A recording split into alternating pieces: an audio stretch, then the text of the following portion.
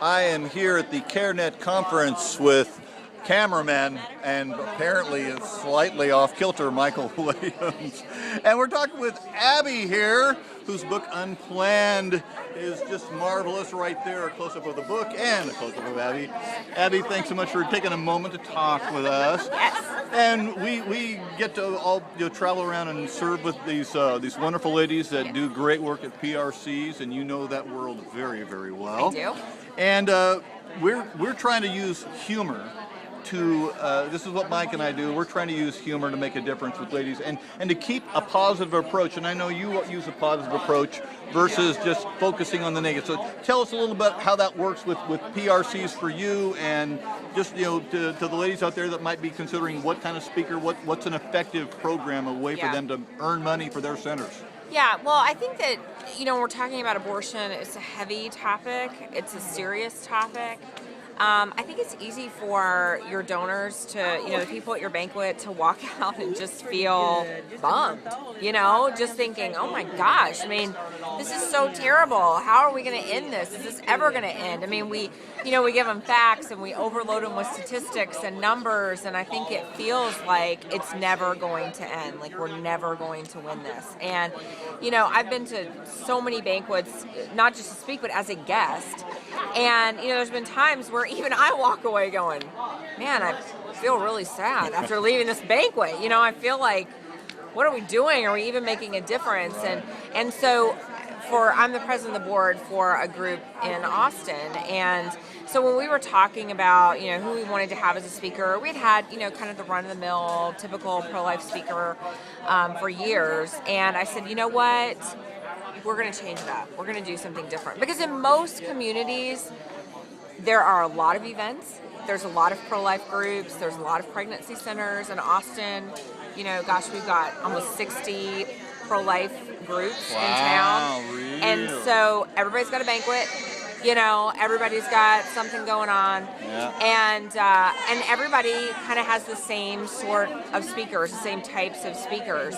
And so I said, you know what? We're doing something different. We are blowing the lid off of this typical banquet. We're not doing a chicken dinner. We're not having nasty food. And we're not having a boring speaker. And we're having somebody that's going to be funny and uplifting and make us feel like we're winning and we can do this, and we'll make our donors and our supporters feel empowered, when they leave. And so that's what we did. And we had it at a hotel, but we had breakfast for dinner. We had like eggs and bacon and sausage and biscuits and, stuff like that.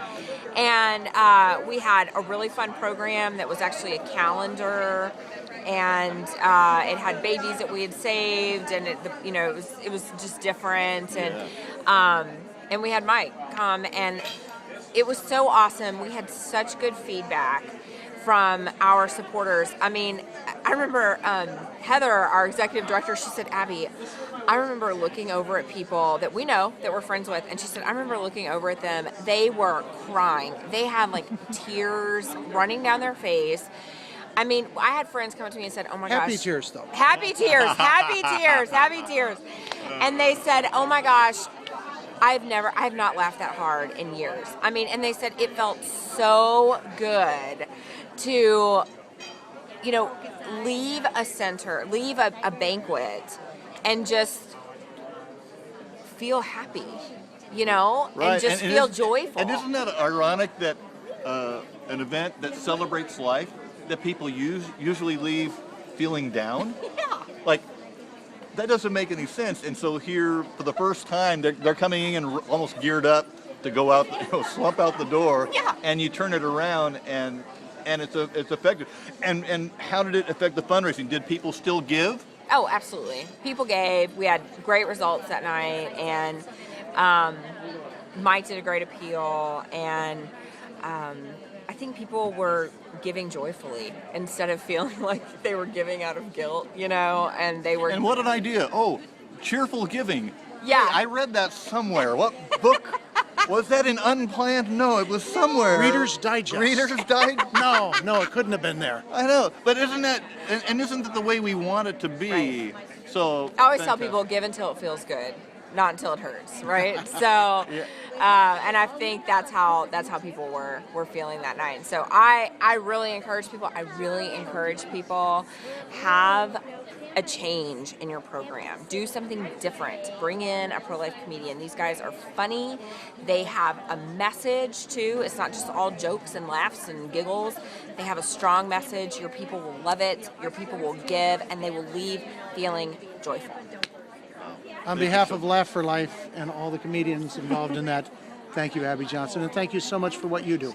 You're welcome.